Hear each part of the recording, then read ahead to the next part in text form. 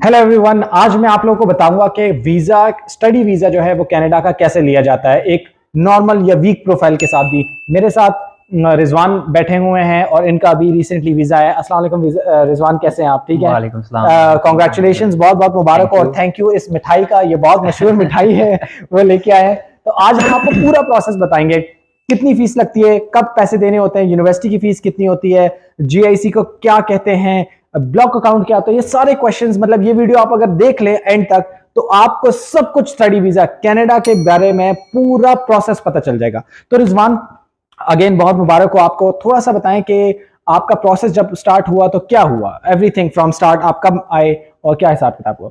सबसे पहले तो मेरी आपकी 1-on-1 मीटिंग हुई थी। ठीक है। तो उस मीटिंग में काफ़ी सारी चीज़ें डिस्कस हो गई थी। तो हमने सिटी भी डिसाइड कर लिया था कि वैनकूवर में करेंगे। तो यूनिवर्सिटी जो है वो सबसे पहले डिसाइड की। यूनिवर्सिटी डिसाइड की। आपकी फीस कितनी थी? आपने मुझे एक रेंज बताई थी। मैंने आपको बोला था कि 18 to 23-24 के अंदर अंदर जो है हमारा $1,000 चाहिए। ठीक है। अमूमन तौर पे बहुत सारे स्टूडेंट यहाँ पूछते हैं कि कितनी फीस है, तो anywhere from 13,000 to 25,000 Canadian dollars fees होती है एक साल की। अच्छा, जब आपको हो गया फिर ऑफर लेटर कितनी देर में आया? ऑफर लेटर फरवरी के शुरू में मेरी आपसे मीटिंग हुई थी और एक हफ्ते के दिन बाद जो है हाँ, एक हफ्ते में ऑफर लेटर आ गया। ये है पहला स्टेप। पहला स्टेप के बाद हमने मूव किया, ऑफर लेटर हमें यूनिवर्सिटी ने दे दिया। सेकंड स्टेप क्या हुआ रिजवान? सेकंड स्टेप ये था कि हम ऑफर लेटर पे ऑलरेडी चीज़ें मेंशन होती हैं। ऑफर लेटर जो है ना बेसिकली एक इनविटेशन होता है कि आप अहल हैं, आपके डॉक्यूमेंट्स जो है वो चेक हो चुके हैं, हमने आपको एडमिशन दे दिया। हाँ, एडमिशन दे दिया। आप जो है आप अपनी फीस जमा करवाएं और अपना जीआईसी अकाउंट वगैरह जो है वो ओपन करवाएं। ठीक है, और वो सारी चीजें। अब जब आपने फीस जमा कराई, आपने वाई ट्रांसफर कराई बैंक जाके, राइट? जी जी। तो अगर आप इंडिया, पाकिस्तान, दुबई में बैठे हैं तो आप वाई ट्रांसफर कहते हैं एक बैंक से दूसरे बैंक तक।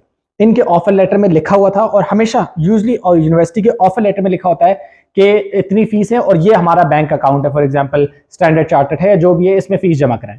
रिजवान भाई, फिर आपने फीस जमा करवाई। फीस जमा करवाई, उसके बाद क्या हुआ?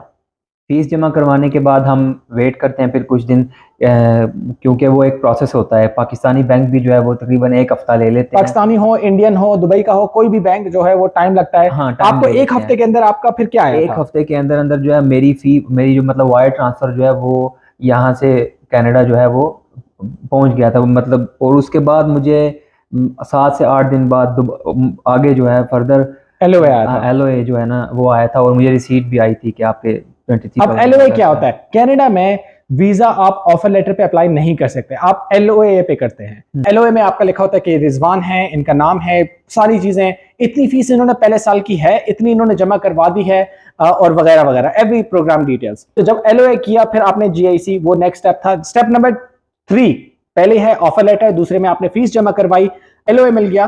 थर्ड है आपने जीआईसी करवाई। जीआईसी कितनी होती है, क्या होती है? जो है वो कम से कम $10,000 और ज्यादा से ज्यादा आप जितना भी ऊपर चले जाएं, पन्ना, आपकी मर्जी, आप अपनी फाइनेंशियल्स को दिखाने के लिए। तो लेकिन बेहतर यही है कि आप $10,000 से ऊपर ही कराएं, ताकि आपका केस जो है वो थोड़ा स्ट्रांग हो जाए। 11-12,000 जो है मतलब इतना होना चाहिए। तो मिनिमम जो गवर्नमेंट की तरफ से है वो 10,000 है। फिर आपने वो जमा करा दिया। ये स्टेप नंबर 3 है। हाँ, और एक और चीज है कि जो जीआईसी की फीस है वो आपके अपने अकाउंट से जो है ना वो ट्रांसफर होनी चाहिए। ये बहुत अच्छा पॉइंट ने बताया है। आप जब बैंक से अपने इंडिया, पाकिस्तान, दुबई, सऊदी कहीं भी अपने बैंक को बोलेंगे कि मैंने जीआईसी जमा करवानी है, तो आपके स्पॉन्सर के बैंक से नहीं होगी, वो आपके अपने बैंक से, या तो अपने बैंक से या तो आपके स्पॉन्सर के साथ आपका जॉइंट अकाउंट होना चाहिए, फिर आपका होगा। फिर आपने जीआईसी बनवा ली, उसके अगेंस्ट आपको एक सर्टिफिकेट मिला कि रिजवान ने ये $10,000 का इस बैंक में, सीआईबीसी कनाडा का बैंक है, आरबीसी है, बैंक मेल आती है ना, मेल आती है, मेल आ जाती है और एक सर्टिफिकेट भी आता है। जी जी, वेलकम लेटर जिसको कहते हैं। ठीक है, परफेक्ट। अब वो हो गया। अब उसके बाद फिर अभी तक तकरीबन महीने के अंदर आपको ये सारा काम हो गया।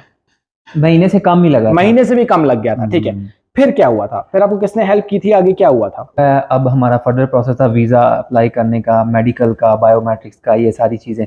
तो इसमें आपकी टीम में मैम अलिशबा जो आपकी कोऑर्डिनेटर हैं, उन्होंने मुझे प्रॉपर गाइड किया कि क्या क्या चीज़ें डॉक्यूमेंटेशन जो है वो रिक्वायर है, जिसमें डिक्लेरेशन फॉर्म्स वगैरह। अब हम डिक्लेरेशन, जो हम डॉक्यूमेंट्स की बात करें, इसके ऊपर मैंने एक और वीडियो बनाऊंगा इनके साथ अभी, जिसमें इनके सारे डॉक्यूमेंट्स मैं आपको दिखाऊंगा, ताकि आप भी वैसे डॉक्यूमेंट्स तैयार करें। और हम आपका वीजा अप्लाई करें, आप अपना वीजा खुद अप्लाई करें और आपका भी वीजा है। तो डॉक्यूमेंटेशन पे हम अगली वीडियो में बात करेंगे। और यहां मैं आपको ये कह दूं कि if you haven't subscribe Inayat Rahman production Instagram, Facebook, YouTube पे, तो जरूर सब्सक्राइब करें, बिकॉज इस तरह की बहुत सारी वीडियोस में लेके आ रहा हूं। इनके साथ और भी बहुत सारे स्टूडेंट्स हैं, इमिग्रेशन वाले, हमारी इमिग्रेशन हो रही हैं, विजिट वीजा आ रहा है, और वो फ्री में वीडियोस आप लोग देखें। उसके बाद सबसे पहले जो मेरा जो स्टेप ये था कि हमने जो है ना अपने मेडिकल के लिए जो है ना आपने मुझे यही कहा था कि प्रेफर यही किया जाता है कि आपका मेडिकल, अप फ्रंट मेडिकल जिसे कहते हैं, आपका मेडिकल पहले होगा। तो अच्छा, मेडिकल का मैं आपको थोड़ा बता दूं, एक होता है अपफ्रंट मेडिकल जो पहले करा सकते हो आप, आपके पास ऑप्शन होता है। वरना आप अगर वीजा अप्लाई कर दें तो उसके बाद गवर्नमेंट आपको बोलती है अच्छा ये पेपर लेके जाएं और अपना मेडिकल करवाएं। अच्छा रिजवान, हमने आपको एडवाइस किया था कि आप अपफ्रंट करवा लें, मतलब वीजा अप्लाई करने से पहले दे दें और अपने। अब मेडिकल आपने बुक करवाया और वो कब आया आपका, और दूसरा मेडिकल होता क्या है? मेडिकल टीम ने, मैम अलिशबा ने जो है वो मेरी 5 तारीख को अपॉइंटमेंट ली थी, जो कि मुझे मिली थी 18 अप्रैल की जो है ना। ठीक है। तो मैं थोड़ा पैनिक कर गया था, तो मैं जल्दी चाह रहा था। अच्छा। कुछ 1-2 प्रॉब्लम्स इस तरह की थी कि मैं जल्दी चाह रहा था, तो मैं 12 को भी गया अच्छा मेडिकल करवाने, लेकिन उन्होंने बोला कि हम वॉक इन जो है वो नहीं करेंगे। अच्छा, आप खुद जल्दी चले गए? हाँ, तो वो फिर मैंने बोला चलें ठीक है, वापस 18 को फिर दोबारा गए मेडिकल में। फिर यही है कि आप उसमें आपका चेस्ट एक्सरे होता है, आपके ब्लड टेस्ट होते हैं, यूरिन टेस्ट होता है, तो ये सारे टेस्ट लिए जाते हैं। कोई इतनी कॉम्प्लिकेटेड चीज़ कितनी देर का होता है वैसे? आप 2-3 घंटे आपके पास होने चाहिए, 2 घंटे हो तो सही है, क्योंकि हम अकेले तो नहीं होते, ठीक है, काफी लोग होते हैं। लेकिन आपके चेकअप में मतलब कितना टाइम लग जाएगा? Half an hour. Half an hour लग जाता है। अच्छा, इनको हमने बोला था अपफ्रंट करवा लें। अब अगेन गवर्नमेंट की रिक्वायरमेंट नहीं है, आप वीजा अप्लाई कर लें, बाद में आप करवा सकते हैं। इनका मेडिकल हो गया, अपॉइंटमेंट के साथ ही गए थे, एक डॉक्टर होता है वो उनको चेकअप करा के सारा, जो गवर्नमेंट उसकी रिपोर्ट को मानती है। जैसे ही वो मेडिकल हो गया, फिर हमने आपका जो है ना वीजा प्रोसेस स्टार्ट किया। आप काफी पैनिक कर गए थे, क्यों पैनिक कर गए थे? असल में फैमिली की तरफ से भी घर वाले जो है वो प्रेशर होता है, प्रेशर सबर कर करके थक चुके थे, और फरवरी में जो है हमारी जीआईसी और फीस भी जमा हो चुकी थी। तो वो फिर 1 महीना गैप, आपने मुझे सजेस्ट किया था कि आपका सितंबर इनटेक है, आराम से जो है वो करें। तो वो इस वजह से, और हम खड़े थे अप्रैल में खड़े थे, मार्च में खड़े थे। तो अभी तक आप लोगों ने ऑब्वियसली फीस अपनी 1 साल की पूरी पे कर ली थी, प्लस $10,000 भी पे कर लिए थे। अब जीआईसी का मैं आपको बता दूं, जो आपको नहीं पता, जीआईसी एक अकाउंट होता है जिसमें आपको $10,000 रखने होते हैं। आपके नाम का अकाउंट कैनेडियन बैंक में बनता है एज ए सिक्योरिटी। जैसे ही आप कनाडा में जाते हैं, लैंड करते हैं, राइट अवे आपको $2,000 उसमें से मिल जाते हैं। मेरी जीआईसी की वीडियो ये देखिए, इसमें आपको डिटेल है। जैसे ही आप जाते हैं आपको $2,000 मिल जाते हैं, और फिर उसके बाद अगले 11 महीने 11 मंथ्स तक आपको जो पीछे $8,000 रह जाते हैं उसकी इंस्टॉलमेंट आपको पॉकेट मनी की तौर पर मिलती है। 730 टू, हाँ, इतने आपको मिलते रहते हर महीने एज ए पॉकेट मनी। अच्छा, अब जी आप पैनिक कर गए, हमने आपको काफी जो है ना मोटिवेट किया कि कोई मसला नहीं है। मैम को भी मैंने थोड़ा सा ना वो तंग किया कि मतलब एक तो ऑनलाइन सिस्टम था, बात नहीं हो पा रही थी आपसे भी, आप उम्रे पे चले गए थे। मैम ने जो है वो काफ़ी मोटिवेट किया, और उन्होंने मुझे हौसला भी दिया कि वेट करें, ये पेशेंस का काम है, इस तरह नहीं हो जाता। आप और भी स्टूडेंट्स हैं जो कि मतलब, और दूसरा ये कि डॉक्यूमेंटेशंस बहुत इंपॉर्टेंट हैं, उसमें हम आराम से करते हैं, तो काफी स्टूडेंट पैनिक कर जाते हैं। था, लेकिन मैं उस चीज को उस टाइम एक्सेप्ट नहीं कर रहे थे। रिजवान कहते नहीं मुझे जल्दी वीजा चाहिए, और इसका एक ये भी रीजन था कि इनका यूरोप में हो गया था, उस पर भी हम डिटेल एक वीडियो बनाएंगे। इनका माशाल्लाह यूरोप में भी हो गया था, लेकिन इनको मैंने मोटिवेट किया क्योंकि कनाडा का दुनिया का सबसे मुश्किल visa, one of the toughest है। तो और लकीली ये सेकंड ऑप्शन था कनाडा इनका, और वो हमने जो है ना वो फिनलैंड के लिए अप्लाई किया था। तो उसके लिए मुझे एडमिशन आ गया था, 2 यूनिवर्सिटी से एडमिशन आ गया था मेरा। लेकिन हमने इनको कन्विंस किया कि कनाडा जरूर, उसके लिए जो है वो फिर मैं मतलब एक तो आइट्स के बैंड अच्छे आ गए, तो फिर मुझे पापा ने भी ये बोला कि आप कनाडा क्यों नहीं कर रहे। तो और minimum just so you know, इन्होंने आइल्स का जिक्र किया, व्हिच वी फॉरगॉट। आइल्स में मिनिमम जो अगर आप एसटीएस कैटेगरी में आते हैं तो आपको मिनिमम हर मॉड्यूल में 6 चाहिए। अगर आपका 8 भी सब में आ गया और एक में 5.5 हो गया तो आपका वीजा रेशो काफी नीचे हो जाएगा, इसलिए मिनिमम 6 होना चाहिए। अच्छा, इन्होंने ये किया, फिर हमने इनको समझाया, इनकी काफी डॉक्यूमेंट बहुत ज्यादा मेहनत की, काफी चीजें उसमें भी डॉक्यूमेंट पे वो मेरी कंप्लीट हो गई। फिर हमने वो अप्लाई किया। अब जब वीजा अप्लाई किया फिर क्या होता है जब वीजा अप्लाई हुआ?